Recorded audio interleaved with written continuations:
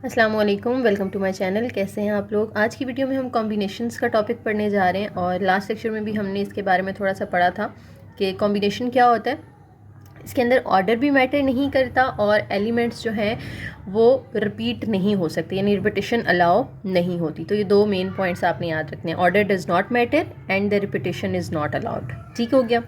अब इसको लिखते कैसे हैं, जैसे हम परमुटेशन को लिखते थे ना, उसी तरह से हम कॉम्बिनेशन को भी एक तरीके से लिख सकते हैं। एन कॉमा के, एन क्या है, टोटल नंबर ऑफ जो हमारे पास सेट ऑफ एन एलिमेंट्स है ना, फॉर एग्जांपल, तो वो टोटल नंबर ऑफ एलिमेंट्स हैं एन, और जितने चूज़ कर सकते हैं वो हमारे पास क्या है, यहाँ पे के आ गया। ठीक है, एक ये तरीका होता है इसको लिखने का, या यूं भी लिख सकते हैं आप एन सी के, या यूं भी लिख सकते हैं एक राउंड ब्रैकेट लगाएं, ऊपर एन लिखें और नीचे के। तो ये तीनों जो है वो इसी को लिखने के तरीके हैं।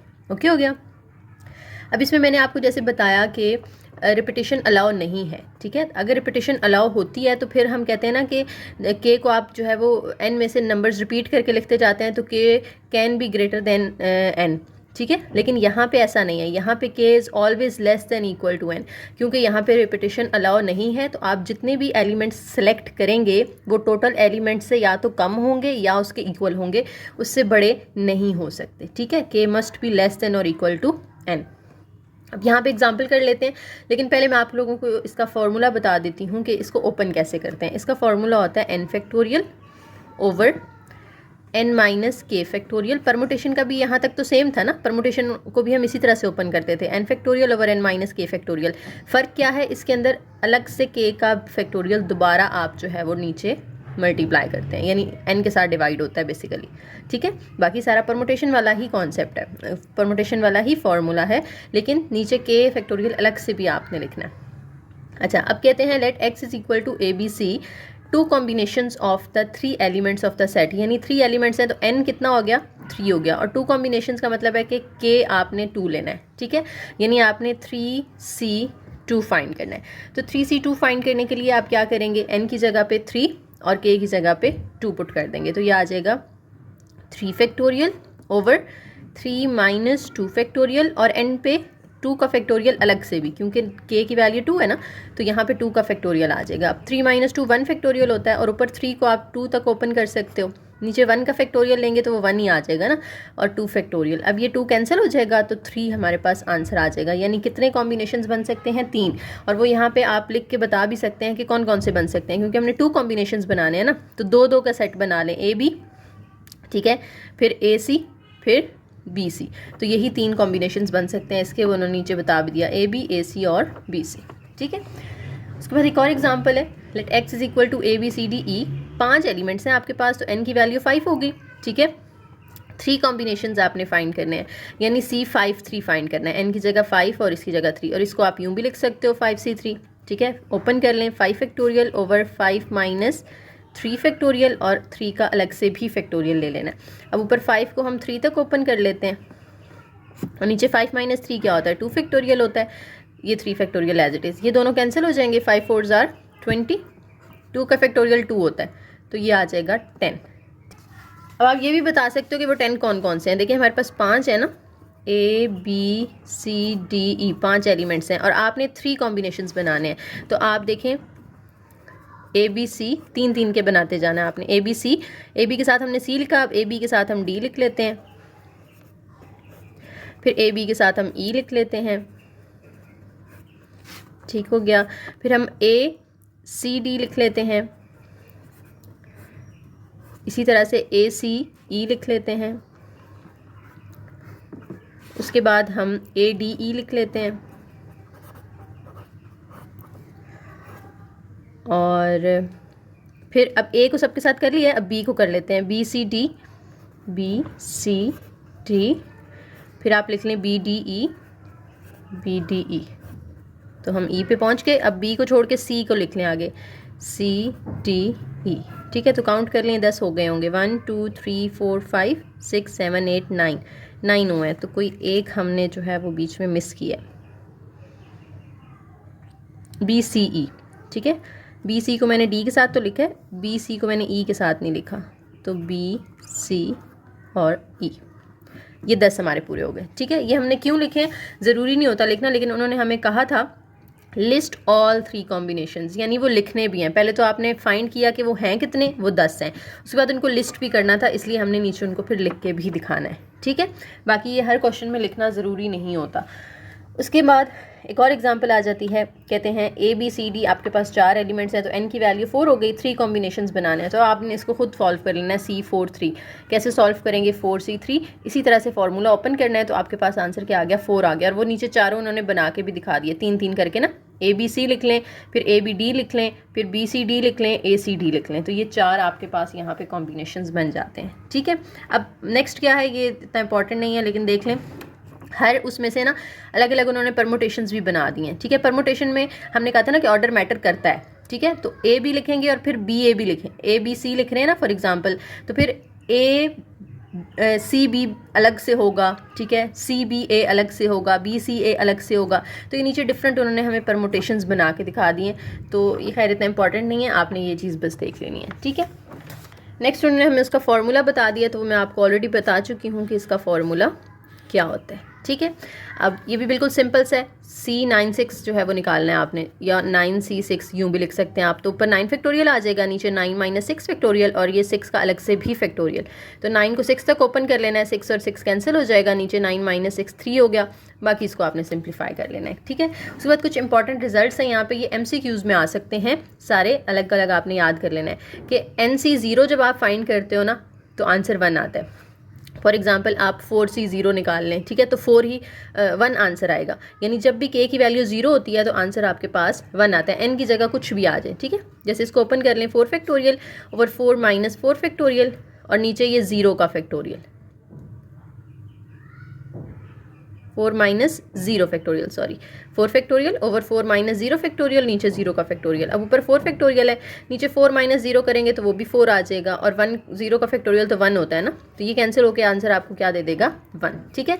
और इसी तरह से 4C4 अगर आप निकालते हैं तो वो भी क्या होगा, आपको 1 ही आंसर देगा। आप इस तरह से फॉर्मूला में पुट करके चेक कर सकते हैं, ठीक है।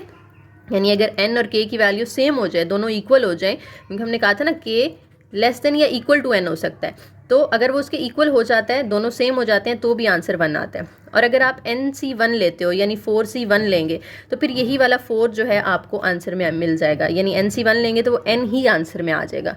जैसे यहाँ पे 4 है तो 4 आ गया, अगर 5 होता तो 5 आ जाता, ठीक है।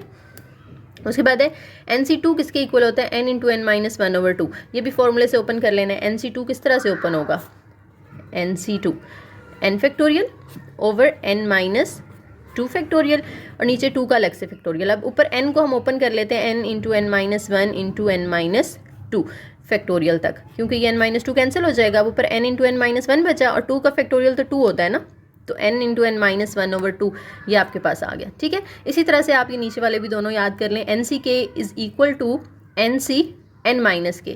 इसको भी आप देखें, लेफ्ट हैंड साइड का फॉर्मूला अलग से निकालें और राइट हैंड साइड का अलग से निकालें, दोनों साइड्स पे आंसर आपका सेम आएगा। इसी तरह से ये F वाली प्रॉपर्टी भी आपने देख लेनी है, सिर्फ MCQs के लिए इसको आपने याद करना है, ओके। नेक्स्ट चलते हैं अपनी एग्जाम्पल्स की तरफ।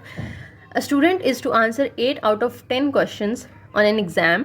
Find the number m of ways that the student can choose the 8 questions. यानी अब वो उसने 10 सवाल अटैम्प्ट करने हैं, और उस 10 में से 8 वो अगर अटैम्प्ट करता है तो कितने तरीक़ों से वो अटैम्प्ट कर सकता है। यानी पहले वो 1 वाला करे, फिर 2 वाला करे, फिर हो सकता है वो 5 वाला कर ले, फिर हो सकता है वो 6 वाला 7 वाला करे, फिर वो 3 वाला कर ले, ठीक है। यानी वो कितने तरीक़ों से 8 सवालों के आंसर दे सकता है, कितने उसके पास तरतीब हो सकती है। तो देखें हमने क्या फाइंड करना है यहाँ पे, देखें टोटल क्वेश्चंस कितने हैं, 10 है, और उसने चूज़ कितने करने हैं, 8 चूज़ करने हैं, ठीक है। तो हम 10C8 फाइंड कर लेंगे, समझ आ गई, क्योंकि यहाँ पे ऑर्डर मैटर नहीं कर रहा ना, वो आगे पीछे भी सिलेक्शन कर सकता है, तो ऑर्डर मैटर नहीं कर रहा, तो इसलिए हम कॉम्बिनेशन यूज़ कर रहे हैं। अगर ऑर्डर मैटर करता तो हम फिर परमुटेशंस यूज़ करते, ठीक है। यहाँ पे ऑर्डर मैटर नहीं कर रहा, इसलिए हम कॉम्बिनेशंस यूज़ कर रहे हैं। तो इसका आंसर होप सो अब आप खुद निकाल लेंगे। बी पार्ट में कहते हैं find the number m of ways that the student can choose the 8 question if the first 3 questions are compulsory. यानी पहले जो 3 है ना वो ज़रूर उसने करने हैं, ठीक है। अब 8 में से 3 तो वो ऑलरेडी मतलब सेलेक्ट हो चुके हैं ना, तो 5 की चॉइस है उसके पास, यानी K जो है वो क्या हो जाएगा, 5 हो जाएगा। और 10 में से वो 3 फिर आप निकाल दें, क्योंकि वो 3 ऑलरेडी सेलेक्ट हो चुके हैं, तो अब वो 10 में से तो 5 नहीं सेलेक्ट करेगा ना, अब वो जो बाकी 7 बच गए हैं 10 में से जो 3 उसने सेलेक्ट कर लिए हैं ऑलरेडी, अब जो पीछे 7 बच गए उन 7 में से रिमेनिंग 5 वो सेलेक्ट करेगा। ठीक है, तो n की वैल्यू अब 7 हो जाएगी, तो 7C5 आपने b के लिए फाइंड कर लें, तो 7C5 का आंसर आपके पास 21 आ जाएगा। इसी तरह से आपने जो है ना, जैसे ये हमने ऊपर फॉर्मूले में वैल्यूज़ पुट की है ना, जैसे यहाँ पे मैंने आपको करके दिखाई हैं, ठीक है, ये वाला फॉर्मूला जो ऊपर हमने पढ़ा है, इसी के अंदर आपने वैल्यूज़ पुट करनी है और इन दोनों के भी आंसर्स निकाल लेने हैं। ठीक है, उसके बाद कहते हैं an examination paper consist of 5 questions in section A and 5 questions in section B, a total of 8 questions must be answered. यानी टोटल 10 सवाल हैं, सेक्शन ए में भी 5 हैं, सेक्शन बी में भी 5 हैं। अब उस 10 में से उस बच्चे ने क्या करना है, 8 सवालों को आंसर करना है। How many ways a student can select the question if he is to answer at least 4 question from section A. यानी सेक्शन ए में से मैं आपको ज़रा बना के दिखा देती हूँ। अब इसमें हमें ये कह रहे हैं कि सेक्शन ए में 5 सवाल हैं, सेक्शन बी में भी 5 सवाल हैं। ठीक है, अब स्टूडेंट ने अटेम्प्ट कितने करने हैं, 8 करने हैं। और स्टेटमेंट में हमें क्या बताया जा रहा है, कह रहा है if he is to answer at least 4 question from section A. At least का मतलब है कि कम से कम 4 जो है ना वो सेक्शन ए में से अटेम्प्ट करे। ठीक है, इससे ज़्यादा भी कर सकता है लेकिन इससे कम नहीं कर सकता। एटलीस्ट मीन्स कि कम से कम 4 हो, इससे कम ना हो।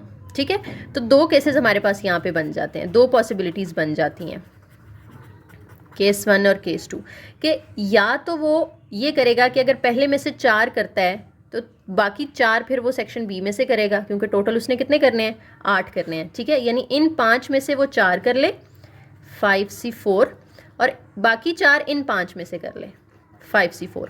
और इस पे हम प्रोडक्ट रूल लगाएंगे, यानी इनको हम मल्टीप्लाई करेंगे। डॉट का मतलब है मल्टीप्लाई। क्यों? क्योंकि प्रोडक्ट रूल हम तब लगाते हैं जब एंड का केस आता है ना, यानी उसने इसमें से और इसमें से दोनों में से करना है, एंड आ रहा है, एंड रूल आ रहा है, तो इसलिए हम यहाँ पे प्रोडक्ट रूल लगाएंगे।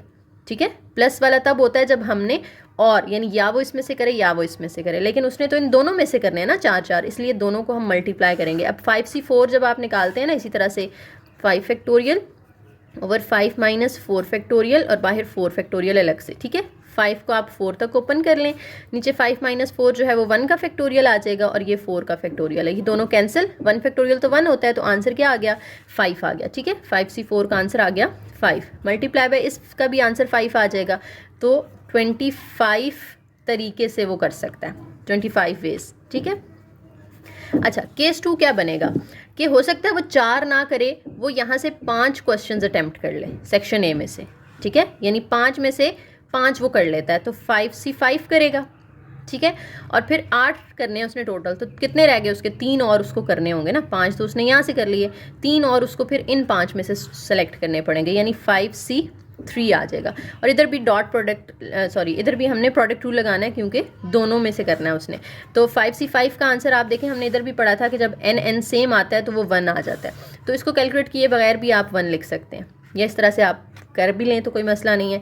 5C3 का जब आप आंसर निकालेंगे तो ये हमारे पास आ जाएगा 10। ठीक है, तो 10 1s आर 10 वेज। अब अगर आप केसेस को देखें तो वो या तो इस केस को फॉलो करेगा या वो इस केस को फॉलो करेगा, दोनों तो नहीं करेगा ना। या तो वो इस तरीके से काम करेगा कि 4 पहले में से और 4 दूसरे में से कर ले, या वो इस तरीके से काम करेगा कि 5 पहले में से और 3 दूसरे में से कर ले। ठीक है, तो ये दोनों केसेस में और का ऑप्शन आ गया, दिस केस और दिस केस, इसलिए अब ये जो इनके आंसर्स हैं इनको हमने क्या कर लेना है, प्लस कर लेना है। और में क्या करते हैं, हम इनको प्लस कर लेते हैं, तो टोटल पॉसिबल वेज ये आ जाएंगे उसके पास 35। ठीक हो गया, उम्मीद है ये आपको समझ आ गई होगी। नेक्स्ट एग्जांपल है, computer programming team has 14 members, how many ways can a group of 7 be chosen to work on a project. यानी 14 मेंबर्स की टीम है और उसमें से उन्होंने 7 लोग सेलेक्ट करने हैं, तो किस तरह से वो सेलेक्ट करेंगे, तो बिल्कुल सिंपल से आपने 14C7 कैलकुलेट कर लेना है, तो आपके पास आंसर आ जाएगा। ठीक है, टोटल 14 है ना, तो n की वैल्यू 14 हो गई, सेलेक्ट कितने करने हैं, 7, तो 14C7 आ जाएगा। ये इस तरह से आपने ओपन कर लेना। ओपन तो अब आपको करना आ गया होगा ना, हमने परमोटेशन में भी काफ़ी सारी इसकी एग्जांपल्स की हैं इस तरह से खोलने की। अच्छा, बी पार्ट में क्या कहते हैं, बी में कहते हैं suppose 8 team members are women and 6 are men. ठीक है, वुमेन कितनी है 8 और मेन कितने हैं 6, तो टोटल 14 हो गए ना। फर्स्ट पार्ट में कहते हैं how many groups of 7 can be chosen that contain 4 women and 3 main. यानी आपने फर्स्ट पार्ट के अंदर जो 7 मेंबर्स की टीम बनानी है, ठीक है, वो कैसे बनानी है, 4 वुमेन और 3 मेन को इंक्लूड करके। अब वुमेन टोटल कितनी है, 8 में से आपने 4 को लेना है, ठीक है, तो 8C4 लगा दें। मेन टोटल कितने हैं, 6, और आपने कितने लेने हैं, 3, तो 6C3, और दोनों को आपने क्या कर देना है, मल्टीप्लाई, क्योंकि हमने दोनों में से लेना है ना, वुमेन में से भी लेने हैं मेंबर्स और मेन में से भी लेने हैं, तो और वाली सिचुएशन नहीं है इधर, और वाली बल्कि एंड वाली सिचुएशन है। तो मल्टीप्लाई करेंगे, दोनों के आंसर्स निकालने हैं आपने, ठीक है। 8C4 कैलकुलेट करें, 6C3 कैलकुलेट करें, तो 70 मल्टीप्लाई बाय 20 आ जाएगा। इसका 70 आएगा, इसका 20 आएगा, मल्टीप्लाई करें तो आपके पास 1400 आंसर आ जाएगा, ठीक है। अच्छा, ये जो साइंटिफिक कैलकुलेटर होता है ना, उस पर भी आप, बल्कि जो दूसरा होता है सिंपल वाला, उस पर भी कैलकुलेट कर सकते हैं आप। सी लिखा होता है उस पर, NCR ना, तो आप डायरेक्ट 8C4, अगर क्योंकि ये MCQs वगैरह में आए तो आपने इतना ओपन करके उसको इस तरह से टाइम अपना जो है वो नहीं कंज्यूम करना, डायरेक्ट कैलकुलेटर से भी आप आंसर निकाल सकते हो, ठीक है। अच्छा, इसी का जो दूसरा पार्ट है ना, बी का ही दूसरा, उसमें कहते हैं how many groups of 7 can be chosen that contain at least 1 man, यानी कम अज़ कम एक जो है ना वो उसके अंदर मर्द हो, जो आपने 7 मेंबर चूज़ करने हैं, ठीक है। एक मर्द हो और बाकी 6 जो है वो हो सकता है औरतें हों, या इस तरह से भी हो सकता है 2 मर्द हों और 5 औरतें हों, क्योंकि एटलीस्ट का मतलब है कम अज़ कम एक आदमी हो, ये ना हो कि 7 की 7 औरतें हों। समझ रहे हैं बात को। 7 आपने वुमेन नहीं लेनी, क्योंकि वुमेन टोटल कितनी है हमारे पास, 8 है ना, तो वो कह रहे हैं 7 इसमें से नहीं सेलेक्ट कर लेनी, at least 1 man should be in the team, कम अज़ कम एक जो है बंदा, एक मर्द होना चाहिए, ठीक है। अच्छा, अब इसके 2 तरीके हैं इसको सॉल्व करने के। एक तो ये है कि आप क्या करो, एटलीस्ट 1 मैन में क्या होगा कि आप करेंगे कि अगर आप 6 मर्द हैं उसमें से आपने एक लिया, ठीक है, और जो 8 औरतें हैं उसमें से फिर आप कितनी लोगे, 6 लोगे ना। या ये हो सकता है कि 6 मर्दों में से आप 2 ले लें और 8 औरतों में से फिर आपको 5 लेनी होंगी, ताकि 5 और 2 7 हो जाएं। या ये हो सकता है 6 में से आप 3 मर्द ले लें और 8 औरतों में से आप 4 औरतें ले लें, इस तरह से भी 7 हो जाएगा। तो ये इस तरह से आप आगे इसको कंटिन्यू कर सकते हैं, ठीक है, आगे कंटिन्यू कर सकते हैं। और एंड पे सारे आंसर्स को आप क्या कर लो, प्लस, क्योंकि या तो ये सिचुएशन हो सकती है 7 लोगों को सिलेक्ट करने की, या ये, और इस तरह से आप जितनी आगे लिखोगे एंड तक, ठीक है, 6C6 तक जाना है आपने, तो उन सबको प्लस कर लें। लेकिन ये काम थोड़ा सा लंबा है, ठीक है, तो हम क्या करेंगे, इसके ऑपोजिट चीज़ कैलकुलेट करके उसको टोटल में से माइनस कर देंगे। कैसे, फॉर एग्जांपल आपके पास देखें ना, आपको कहा जाता है कि क्लास में 20 स्टूडेंट हैं, जिनमें से 5 आपको पता है कि वो फेल हैं, और आपको कहा जाता है कि बताएं कितने जो है वो पास हुए होंगे, ठीक है। तो आप क्या करते हो, आपको उसके ऑपोजिट पता है ना, तो आप टोटल में से उसके ऑपोजिट यानी फेल वाले माइनस करते हो तो पास वाले आ जाते हैं। इसी तरह से हमने एटलीस्ट 1 मैन की जो है वो फाइंड करनी है, तो हम इसके ऑपोजिट करेंगे कि हम ये सेलेक्ट कर लेते हैं कि हम कोई भी आदमी जो है वो शामिल नहीं कर रहे, फिर हम उसको टोटल में से माइनस कर देंगे तो उसके ऑपोजिट वाली चीज़ आ जाएगी, यानी एटलीस्ट 1 मैन वाली आ जाएगी, ठीक है। तो टोटल तो हमने ऊपर भी निकाला था 14C7, 3432 आया था, दोबारा चाहें तो दोबारा भी निकाल सकते हैं, ठीक है। अब आप क्या करें कि आप दूसरी चीज़ निकाल लें। आप कहते हैं कि हमने 8 में से 7 औरतें ले ली, ठीक है, और मर्द जो है वो 6 में से हमने कोई भी नहीं लिया, ठीक है।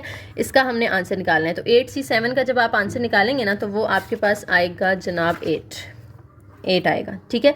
और 0 जब आ रहा होता है तो हमने पीछे भी पढ़ा है कि वो 1 आता है, तो 8 1 जार 8। अब टोटल में से ये 8 आपने माइनस कर देना है, 3432 में से 8 माइनस कर देना है, तो जो आंसर आएगा ना आपके पास वो आएगा जो हमसे उन्होंने पूछा है कि at least 1 man should be included in the team, ठीक है। बात तो समझ आ रही है। अगर ये चीज़ आपको समझ में नहीं आ रही ना, ये वाली जो हमने अभी की है, तो आप इस तरह से भी कर सकते हो, ठीक है। Case 1, case 2, case 3, case 4, case 5, case 6 तक जाके आप फिर उन सब के आंसर्स को आपस में क्या कर दें, प्लस कर दें। लेकिन ये थोड़ा सा लंबा काम है, इसलिए हम उसके ऑपोजिट काम कर रहे हैं कि हम 0 मैन रख रहे हैं, हालांकि उन्होंने हमें कहा कि 0 नहीं होना चाहिए, लेकिन हम उसके ऑपोजिट कर रहे हैं, 0 रख रहे हैं और फिर उसको टोटल में से माइनस कर देते हैं। तो अब वो जो 0 मैन वाली पॉसिबिलिटी थी वो निकल गई, तो पीछे जितनी भी पॉसिबिलिटीज़ रह जाएंगी वो होंगी जिसमें कोई ना कोई मर्द लाजमी शामिल होगा, ठीक हो गया। अच्छा जी, इसी का थर्ड पार्ट है, कहते हैं how many groups of 7 can be chosen that contains at most 3 women, यानी ज़्यादा से ज़्यादा 3 औरतें हों, इससे ज़्यादा ना हो, ठीक है। तो उसमें भी आपके पास डिफरेंट केसेस बन जाएंगे। देखें, आपने 7 सेलेक्ट करने हैं ना, और अगर आप 3 औरतें लेते हैं, एटमोस्ट 3, यानी ज़्यादा से ज़्यादा 3, तो आप ये कर सकते हो क्योंकि 6 मर्द हैं आपके पास, ठीक है। अगर आप 6 के 6 मर्द ले लेते हो तो औरतें कितनी लेनी पड़ेंगी? 8 में से आपको 1, ताकि वो 6 और 1 7 हो जाए। या आप 6 में से 5 लेते हो तो औरतें आपको 2 लेनी पड़ेंगी। अगर आप 6 में से यहाँ पे 4 मर्द लेते हो तो औरतें 3 शामिल होंगी फिर, ठीक है। और उन्होंने हमें ये क्या कहा है यहाँ पे? एटमोस्ट 3, ज़्यादा से ज़्यादा 3 ले सकते हैं आप, उससे ज़्यादा औरतें आपने टीम में शामिल नहीं करनी। तो यही 3 पॉसिबिलिटीज़ होंगी, तीनों के आपने आपस में इस तरह से आंसर निकालने हैं और एंड पे सबको आपने ऐड कर देना है। 6C6 का आंसर, ठीक है, मैं आपको साथ साथ आंसर बता भी देती हूँ। 6C6 का आंसर आएगा 1 और 8C1 का आंसर आएगा 8, तो यहाँ पे 8 आ जाएगा। 6C5 का आंसर आएगा 6 और 8C2 का आंसर आएगा 28। दोनों को मल्टीप्लाई करेंगे तो 168 आ जाएगा। उसके बाद 6C4 का आंसर आएगा जनाब आपके पास 15 और 8C3 का आंसर आएगा 56। दोनों को मल्टीप्लाई करेंगे तो हमारे पास 840 आ जाएगा। फिर अब हमने तीनों को ऐड कर लेना है, क्योंकि या ये केस है या ये यहाँ से इस तरीके से वो 7 लोग करेंगे पूरे, या इस तरीके से या इस तरीके से। तो हमने तीनों के जो आउटपुट्स हैं ना, उनको आपस में क्या कर लेना है? प्लस कर लेना है, तो हमारे पास आंसर आ जाएगा, ठीक है। Total number of ways in which the team of 7 can be formed by selecting at most 3 women, ज़्यादा से ज़्यादा 3, उससे ज़्यादा नहीं। अच्छा, बी के तीनों पार्ट्स हो गए हैं। अब हम चलते हैं पार्ट सी पे। Suppose 2 team members refuse to work together on projects, यानी जो 14 में से 7 लोग हैं ना, आपने जो सेलेक्ट करने हैं, 2 टीम मेंबर्स कहते हैं कि हमने काम ही नहीं करना, ठीक है, इकट्ठे काम नहीं करना, दोनों ने इकट्ठे काम नहीं करना। How many groups of 7 can be chosen to work on a project, यानी अगर वो 2 कहते हैं कि हमने इकट्ठे काम नहीं करना, तो वो 14 में से हम उन 2 को तो बाहर निकाल देना, तो पीछे हमारे पास कितने लोग रह गए? 12 लोग रह गए। टोटल वैसे हमारे पास कितने हैं? 14 है ना। तो उस 14 में से आप उन 2 को निकाल दें जो इकट्ठे काम नहीं करना चाहते, तो कितने आपके पास रह जाते हैं? 12 रह जाते हैं, ठीक है। अब उस 12 में से आपने 7 सेलेक्ट करने हैं, तो 12C7 आप करेंगे तो हमारे पास जो है वो 792 आ जाएगा, ठीक है। अच्छा, वो ये कह रहे हैं कि इकट्ठे काम नहीं करना, हो सकता है वो दोनों ही काम ना करें, तो ये वो है जिसमें वो दोनों शामिल नहीं है। फॉर एग्जाम्पल, एक को हम ए का नाम दे देते हैं और दूसरे को बी का नाम दे देते हैं, तो दोनों को ही हम शामिल नहीं कर रहे, बीच में ना ए शामिल है ना बी शामिल है, तो फिर वो 12 लोग रह जाएंगे जिसमें से हमने 7 सेलेक्ट करने हैं, ठीक है। या ऐसा हो सकता है कि हम ए को शामिल कर लें और बी को शामिल ना करें, क्योंकि उन्होंने कहा कि हमने इकट्ठे काम नहीं करना, अगर कोई अकेला करना चाहे तो वो अकेला उनमें से कर सकता है, ठीक है। तो अब देखिए टोटल हमारे पास कितने थे? 14 में से हम अगर कहते हैं कि एक बंदा उनमें से निकल जाता है, वो कहता है कि मैंने इस ए के साथ काम नहीं करना, फॉर एग्जांपल बी को हम यहाँ से निकाल देते हैं, तो पीछे कितने रह गए? 13 रह गए। अब 13 में से आपने 7 सेलेक्ट करने हैं, लेकिन वो 13 में से भी एक तो फिक्स हो गया ना, ए, क्योंकि ए जाहिर है टीम में शामिल है, तभी तो बी वहाँ से निकला है।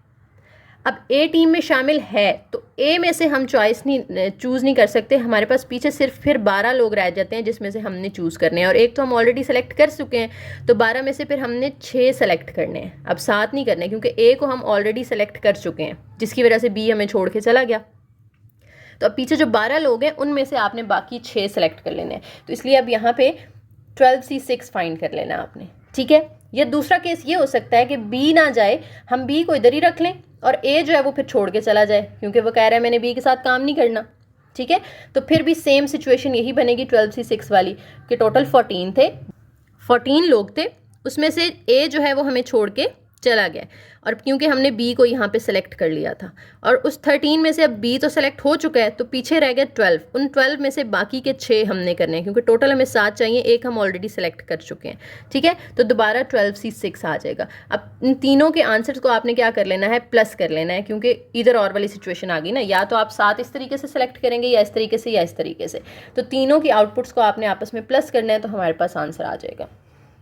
लास्ट जो इसका डी पार्ट है उसमें वो हमसे कह रहे हैं कि suppose 2 team members insist on either working together और not at all on projects, यानी अब कोई नए लोग आ गए हैं, फॉर एग्जांपल इनको हम सी और डी का नाम दे देते हैं, वो कहते हैं ये दोनों कहते हैं हमने या तो दोनों ने इकट्ठे काम करना है या करना ही नहीं है, ठीक है। बड़े अच्छे दोस्त हैं ये आपस में, तो ये कहते हैं हमें या तो दोनों को टीम में शामिल करो 7 लोगों में, या फिर हमें दोनों को ही ना करो। ठीक है, तो इसमें भी 2 केसेस हमारे पास आ जाएंगे। जैसे इसमें तो 3 आ गए थे ना केसेस, इसमें 2 केसेस आ जाएंगे कि या तो हम उन दोनों को ही निकाल दें, तो 14 में से फिर हमारे पास 12 लोग रह गए, उन 12 में से हम 7 सेलेक्ट कर लेंगे।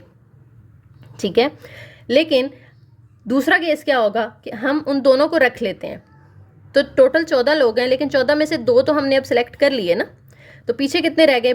12। उन 12 में से बाकी के 5 हम सेलेक्ट करेंगे, क्योंकि 2 हम ऑलरेडी सेलेक्ट कर चुके हैं, सी और डी को हमने रख लिया हुआ है। ठीक है, तो अब 7 पूरे करने के लिए हमें 5 और चाहिए, तो वो 5 जो बाकी 12 लोग बचे हैं उनमें से हम सेलेक्ट करेंगे। दोनों के आंसर्स निकालें और फिर दोनों को आपस में क्या कर दें? प्लस कर दें, तो आपके पास टोटल जो है वो चॉइसेस आ जाएंगी उनको सेलेक्ट करने की।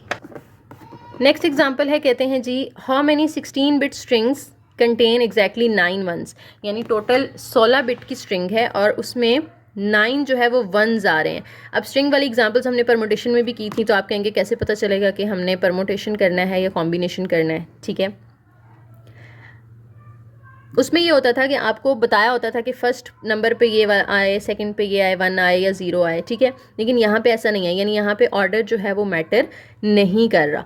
आप फॉर एग्जांपल 16 बिट की स्ट्रिंग बना रहे हैं ना, 16 की नहीं, चले मैं 3 की एग्जांपल दे देती हूँ, तो वो 101 भी हो सकती है। ठीक है, 110, ये नंबर वही है 1 1 और 0, लेकिन उनको आगे पीछे कर रहे हैं, तो हमारे पास जो स्ट्रिंग बन रही है ना, परमुटेशन में हम इन तीनों को अलग अलग कंसिडर करते हैं।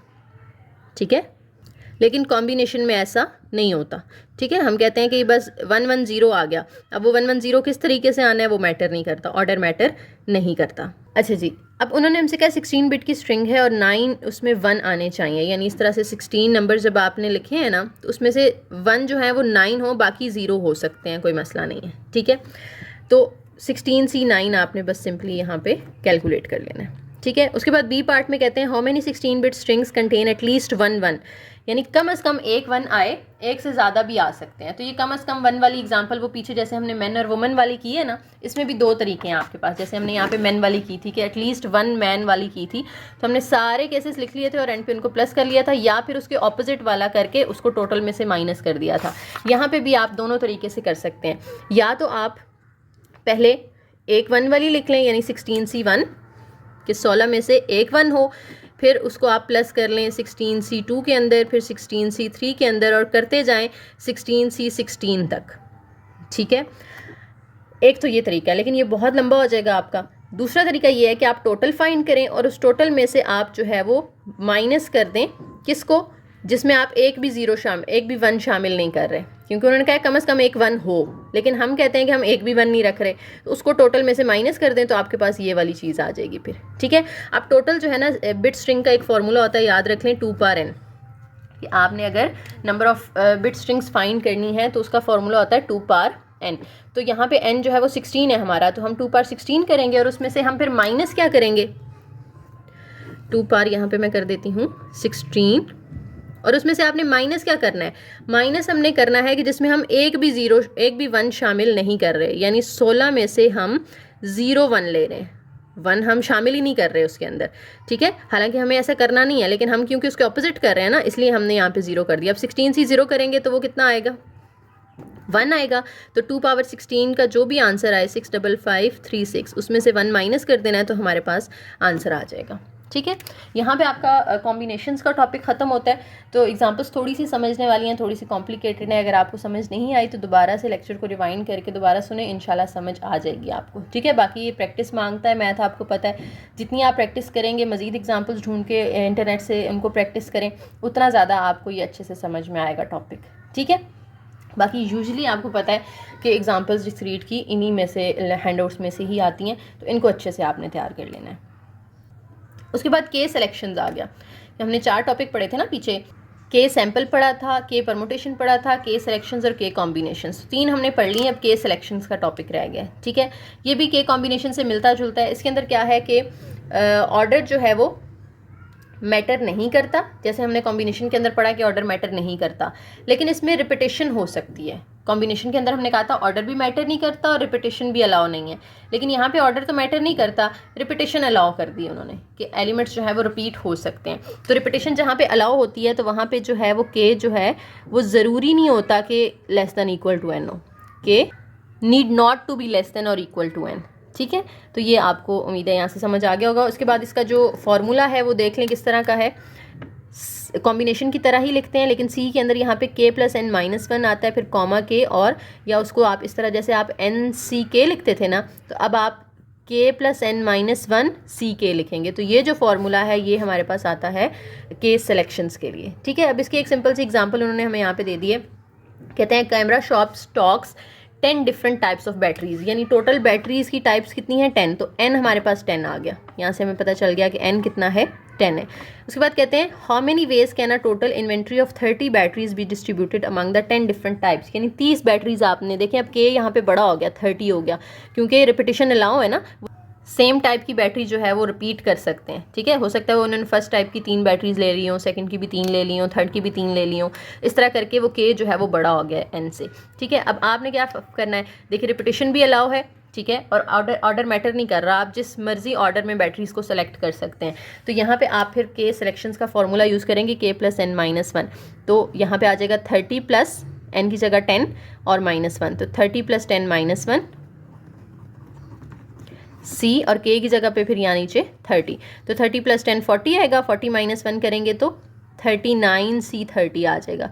अब 39C 30 पे आपने फार्मूला खोल लेना है। आपको पता है फार्मूला कैसे खोलते हैं हम, 39 फैक्टोरियल ओवर 39 - 30 फैक्टोरियल, और साइड पे 30 फैक्टोरियल अलग से मल्टीप्लाई होगा। अब 39 को 30 तक ओपन करना है, कट हो जाएगा, बाकी आप उसको सिंप्लीफाई कर लीजिएगा। ठीक है, बी पार्ट में कहते हैं assuming that one of the types of batteries A76, how many ways can a total inventory of 30 batteries be distributed among the 10 different types if the inventory must include at least 4 A76 batteries, यानी 10 types में से 30 batteries में से 4 उन्होंने select कर ली हैं कि कौन सी देनी है हमने। तो पीछे कितनी रह गई फिर हमारे पास, 26 रह गई ना।